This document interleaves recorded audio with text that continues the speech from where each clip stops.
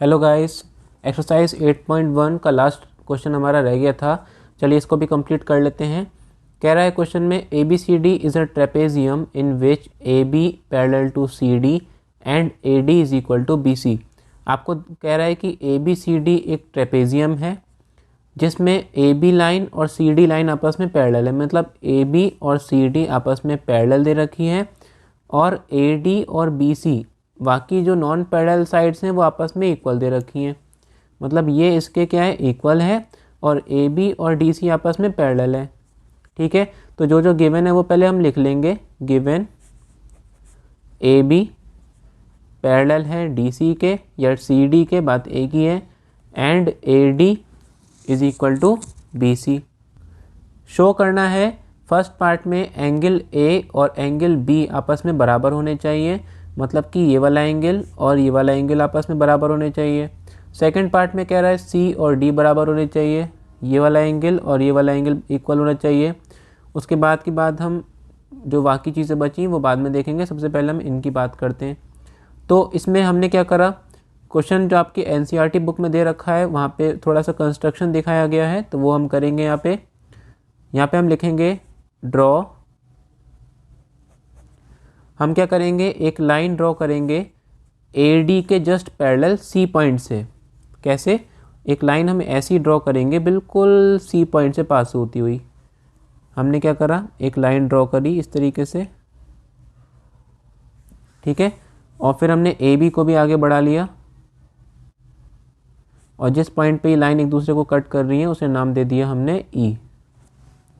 ठीक है, सी ई हमने एक लाइन ड्रॉ करी जो ए डी के पैरेलल है। Draw C E parallel to A D.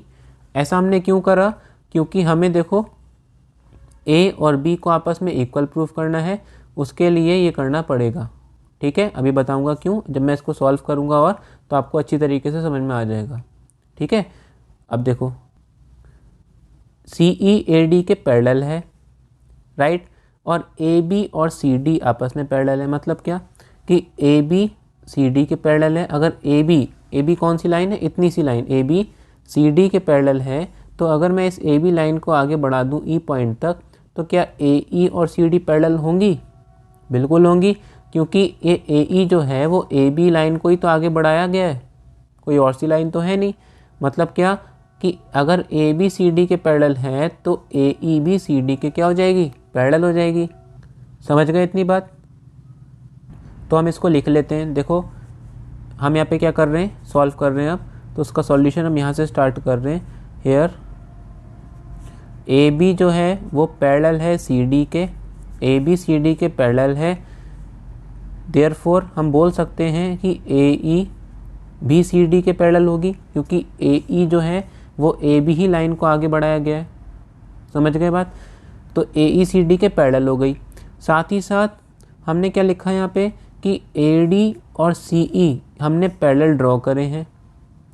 ठीक है, ए डी और सी ई हमने पैरेलल खुद से ड्रॉ करे हैं, तो यहाँ पे लिखेंगे also A D C E A D के पैरेलल है। ये आपने अभी लिखा है ऊपर। ठीक है, तो क्या पता चला कि ए ई सी डी जो कि एक क्वाड्रिलेटरल है, उस क्वाड्रिलेटरल में अपोजिट साइड्स के दोनों पेयर आपस में पैरेलल हो चुके हैं। और जब भी किसी क्वाड्रिलेटरल में अपोजिट साइड्स के दोनों पेयर आपस में पैरेलल हो जाते हैं तो वो क्वाड्रिलेटरल क्या बन जाता है, एक पैरेललोग्राम बन जाता है। ठीक है, ये आप पढ़ चुके हो पहले, तो यहाँ पे लिख देंगे since both opposite pairs of quadrilateral opposite pairs of sides of quadrilateral A E C D are parallel। ठीक है, आपस में क्या है, पैरेलल है, therefore A E C D is a parallelogram। समझ में आ गई इतनी बात? A E C D क्या बन जाएगा, एक पैरेललोग्राम बन जाएगा। ठीक है, अब इससे फ़ायदा क्या हुआ, इससे ये फ़ायदा हुआ कि किसी भी पैरेललोग्राम में अपोजिट साइड्स जो होती हैं वो आपस में क्या होती हैं, बराबर होती हैं। मतलब क्या कि AD और CE आपस में बराबर हो जाएगी। समझ गए इतनी बात? AD और CE आपस में बराबर हो जाएगी और DC और AE आपस में बराबर हो जाएगी। ठीक है, तो यहाँ पे लिख देंगे देयरफॉर AD और CE आपस में इक्वल हो जाएगी। रीज़न लिखने की कोई ज़रूरत नहीं है क्योंकि आपने पहले ही बोल दिया कि AECD एक पैरेललोग्राम है, तो जाहिर सी कॉमन सेंस वाली बात है कि जब ये पैरेललोग्राम बन जाएगा तो इसकी अपोजिट साइड्स के दोनों पेयर आपस में बराबर हो जाएंगे। ठीक है, ADCE के इक्वल हो जाएगा। अब ध्यान देने वाली क्या बात है कि क्वेश्चन में पहले से बोला है कि AD जो है वो BC के बराबर है, और अभी हमने क्या देखा कि ADCE के भी बराबर है। इससे क्या पता चला कि सेम चीज़ DC के भी बराबर है, सेम चीज़ CE के भी बराबर है, मतलब ये दोनों आपस में इक्वल हो जाएंगी। समझ गए? ठीक है, तो यहाँ लिखेंगे ऑल्सो गिवन दैट, गिवन है हमें कि AD जो है वो BC के बराबर है, AD BC के भी बराबर है और AD CE के भी बराबर है।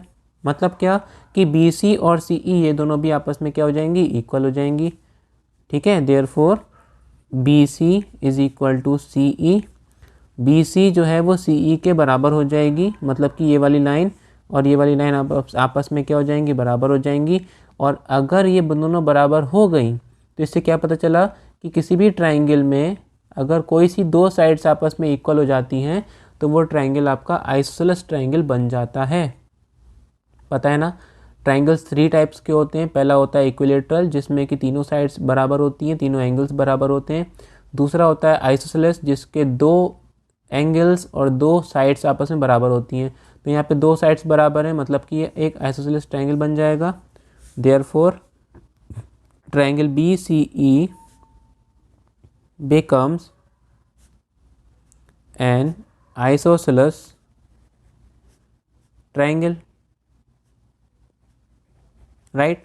और आइसोसेलेस ट्राइंगल अगर बन गया इसका मतलब क्या कि इसके सेम साइड के अपोजिट एंगल्स, सेम साइड के सामने वाले एंगल, जैसे CE के ठीक सामने कौन है, ये वाला एंगल, BC के ठीक सामने कौन है, ये वाला एंगल, ये दोनों भी आपस में क्या हो जाएंगे, बराबर हो जाएंगे। तो मैं इनका नाम दे देता हूँ, यहाँ पे इनका नेम दे देते हैं हम। इसका नाम दे देते हैं 1, इसका नाम दे देते हैं 2।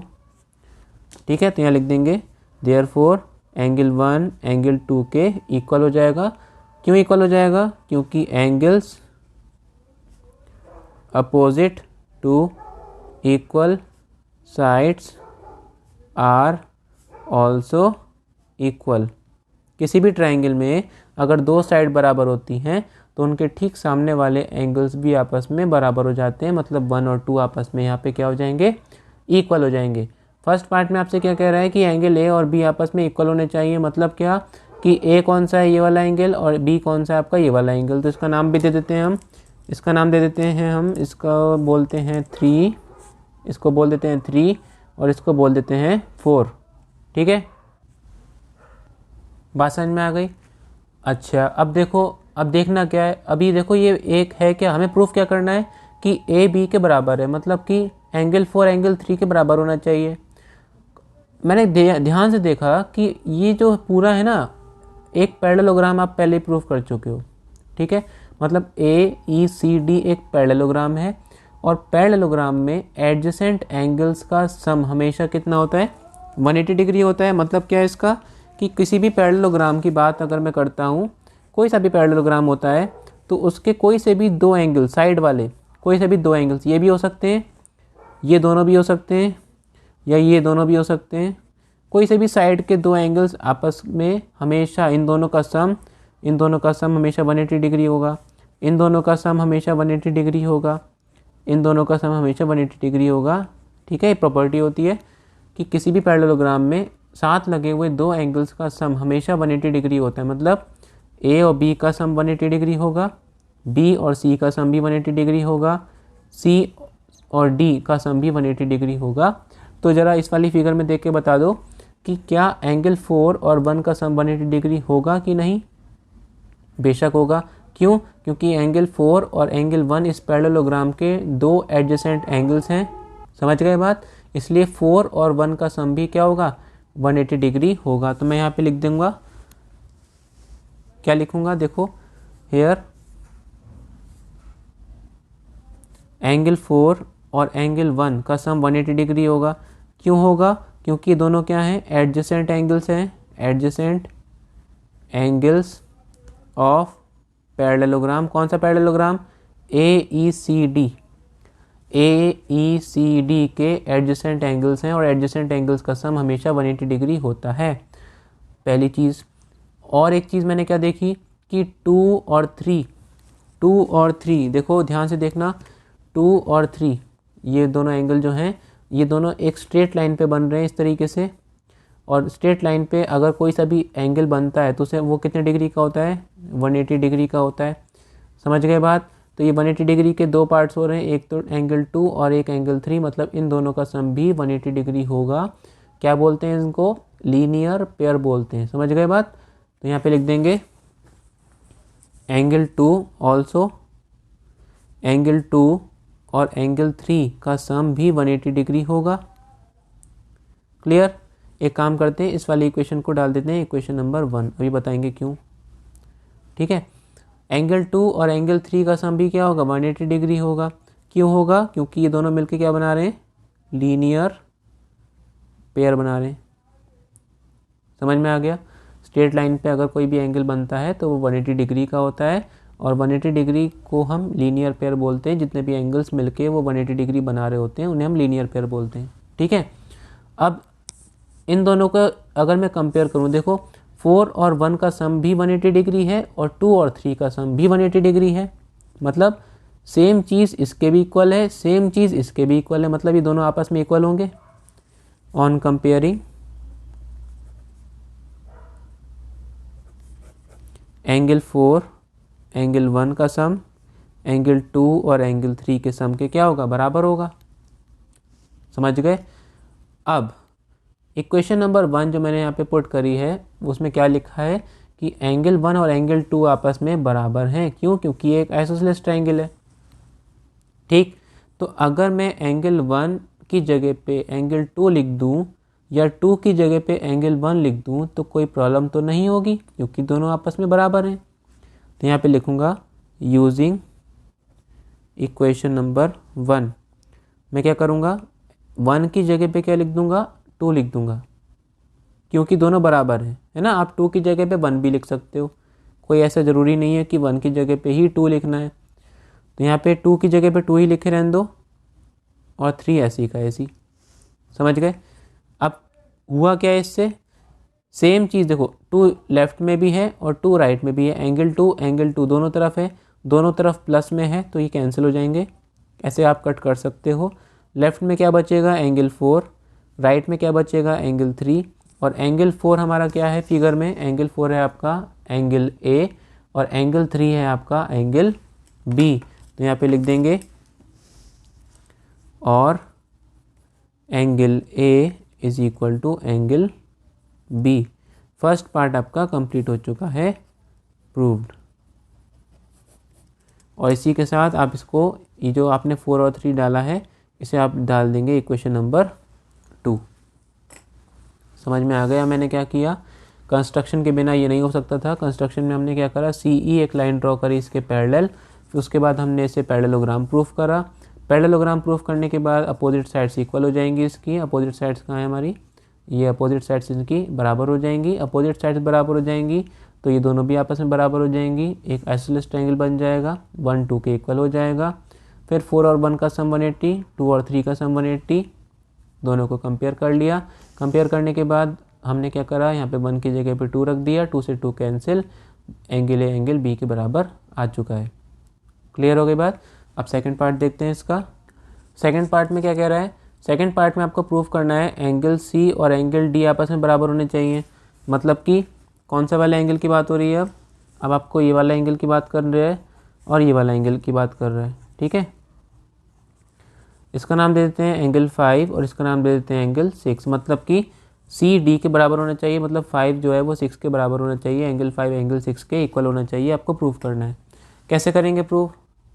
देखना, अभी ये क्या है? पैरेललोग्राम है, और पैरेललोग्राम में मैंने आपको जस्ट अभी बताया है कि कोई से भी दो एडजेसेंट एंगल्स का सम 180 डिग्री होता है ना। यहाँ पे लिखा है देखो, 1 और 4 का सम 180 डिग्री है। बिल्कुल सेम टू सेम इसी तरीके से आप मुझे बताओ 4 और 6, एंगल 4 और एंगल 6 या फिर एंगल ए और एंगल डी, ये दोनों भी तो इस पैरेललोग्राम के एडजेसेंट एंगल्स हैं, मतलब साथ लगे हुए एंगल्स हैं। तो इन दोनों का सम भी क्या होगा, 180 डिग्री होगा, है ना। तो यहाँ पे लिखेंगे सेकंड पार्ट हम प्रूफ कर रहे हैं। क्या प्रूफ कर रहे हैं, देखो 4 और 6 का सम 180 डिग्री होगा, यहाँ लिख देंगे एंगल 4 और एंगल 6 का सम 180 डिग्री होगा। और क्यों होगा भाई, क्योंकि ये एडजेसेंट एंगल्स हैं, adjacent angles of parallelogram AECD के ये दोनों एडजेसेंट एंगल्स हैं, इसीलिए इन दोनों का सम 180 डिग्री के इक्वल हो जाएगा। अब एक दूसरी चीज़ जो आपको समझनी है, देखो ध्यान से देखना, क्या मुझे ये बताओ 3 और 5 का सम 180 डिग्री होगा कि नहीं, देख के बताओ। देखो मैंने क्या करा, मैंने दो पैरेलल लाइंस बनाई AE and DC। AE and DC आपस में पैरेलल हैं क्योंकि ये पैरेललोग्राम है, और मैंने एक ट्रांसवर्सल ड्रॉ कर दिया BC। समझ गए बात, ट्रांसवर्सल का काम ही तो कर रहा है BC। तो क्या मुझे एक चीज़ बताओ देख के कि क्या ये वाला एंगल और ये वाला एंगल, इन दोनों एंगल्स को हम क्या बोलते थे, याद करो। इन दोनों एंगल्स को मैंने बताया था आपको क्या बोलते थे, इन्हें बोलते थे हम को इंटीरियर एंगल्स, राइट। ठीक है, स्पेलिंग मिस्टेक हो सकती है, इंटीरियर में IOR होता है मेरे हिसाब से।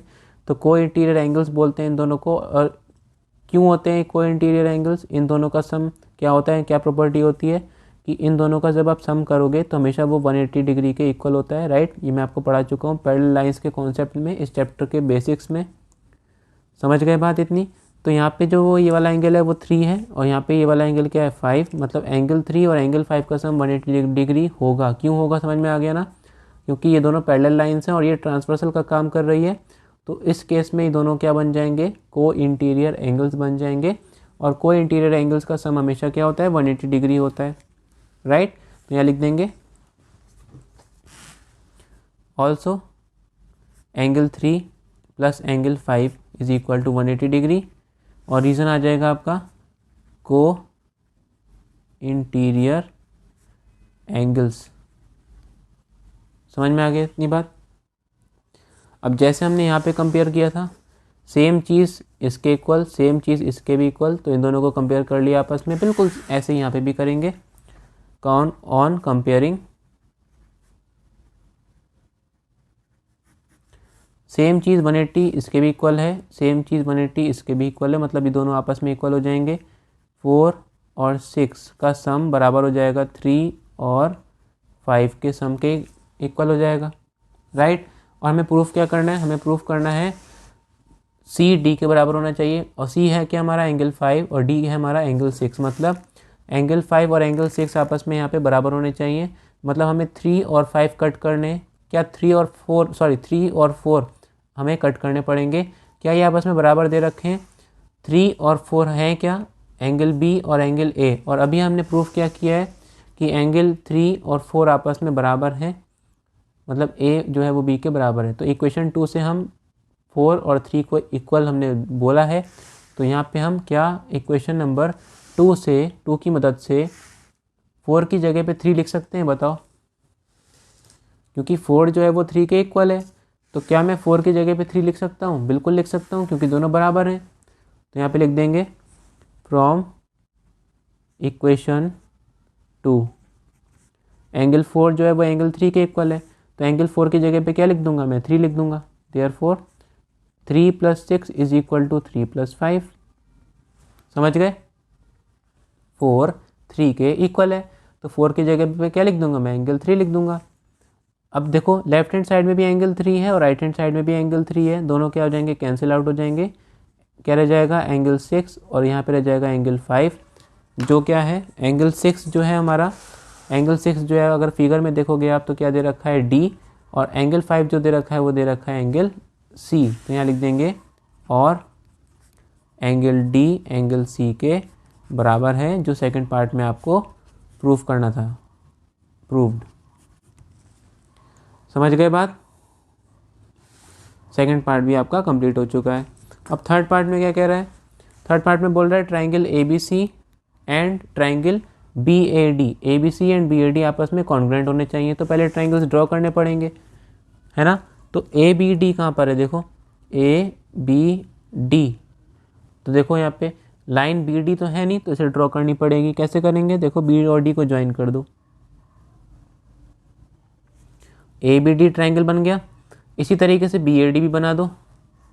BAD कहाँ पर बनेगा, देखो BAD, सॉरी ABD तो मैंने बना दिया, BAD या ABD बात एक ही है।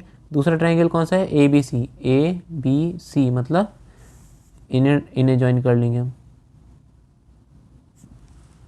समझ में आ गई बात।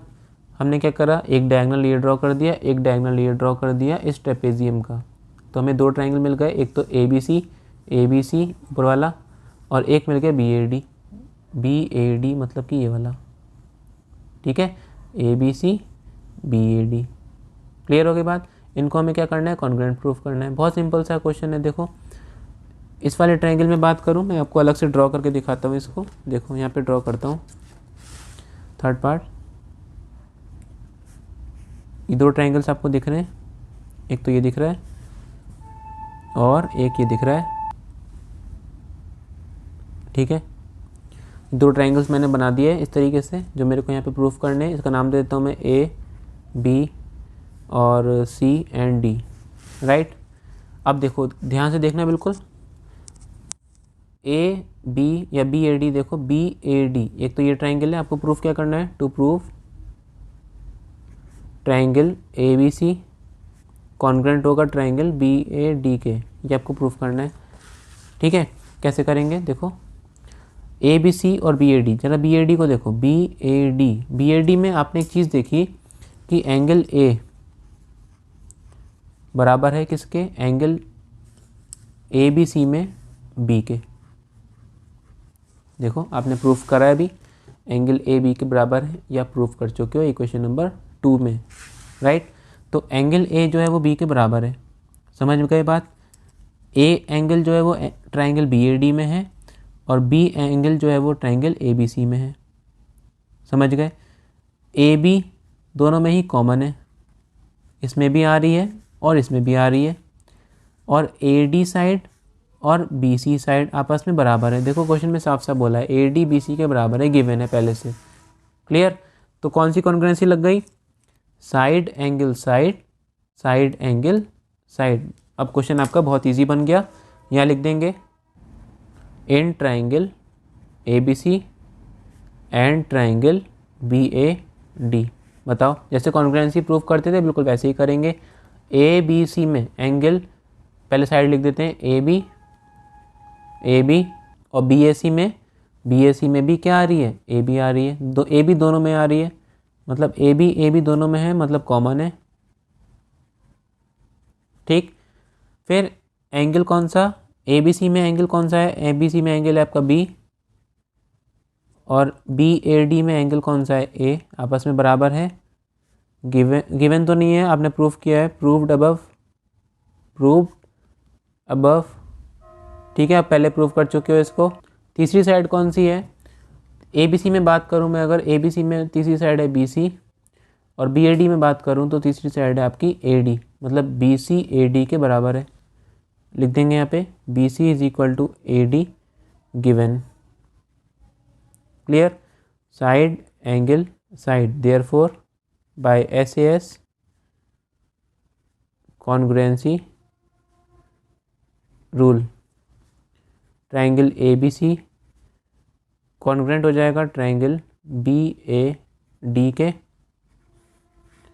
ठीक है। और आपका क्वेश्चन जो है वो प्रूव्ड हो चुका है, थर्ड पार्ट भी आपका कंप्लीट हो गया। समझ में आ गई बात। फोर्थ पार्ट देखते हैं। फोर्थ पार्ट में क्या कह रहा है, डायगोनल AC और डायगोनल BD आपस में इक्वल होने चाहिए। डायगोनल AC डायगोनल कौन सा है, ये वाला, और डायगोनल BD कौन सा है, ये वाला। तो आप अगर ध्यान से देखो तो अभी आपने क्या प्रूफ किया, आपने दोनों ट्राइंगल्स को कॉन्ग्रुएंट प्रूफ किया, right. Diagonal AC ABC triangle में आ रहा है और डायगोनल BD BAD ट्राइंगल में आ रहा है, मतलब ये दोनों भी तो आपस में इक्वल हो जाएंगे अगर ये कॉन्ग्रुएंट हो गए तो। तो हम डायरेक्ट लिख देंगे ऑल्सो AC BD के बराबर हो जाएगा बाय CP/CT से, corresponding part of congruent triangles. ठीक है, अगर दो ट्राइंगल्स कॉन्ग्रुएंट होते हैं तो उनके रिमेनिंग पार्ट्स भी आपस में क्या हो जाते हैं, इक्वल हो जाते हैं। क्लियर हो गई बात। और diagonal AC is equal to diagonal BD, जो क्वेश्चन में लिखा है मैंने वो लिख दिया, डायगनल BD। प्रूव्ड। आपका क्वेश्चन कंप्लीट हो चुका है, समझ में आ गया ना। इजी क्वेश्चन था, इजी लग सकता है इजी कई बच्चों को, लेकिन अच्छा क्वेश्चन था, इसलिए थोड़ा टाइम लेके मैंने इसे अलग से करवाया है, साथ में नहीं करवाया है। तो इसे देख लेना एक बार दोबारा से, बिना देखे करके देखना, कोशिश करना तो बिल्कुल होगा, 101% होगा। और समझ में आया क्वेश्चन तो यार वीडियो को एक लाइक ज़रूर कर देना, नए हो चैनल पे तो सब्सक्राइब कर लेना। ठीक है, और इसे कॉपी पे नोट कर लेना एक जगह पे। मिलते हैं इसकी नेक्स्ट वीडियो में नेक्स्ट चैप्टर के साथ, चैप्टर नंबर जो भी आएगा अगला आपको पता चल जाएगा। तब तक प्रैक्टिस करते रहिए। Thank you and have a nice day.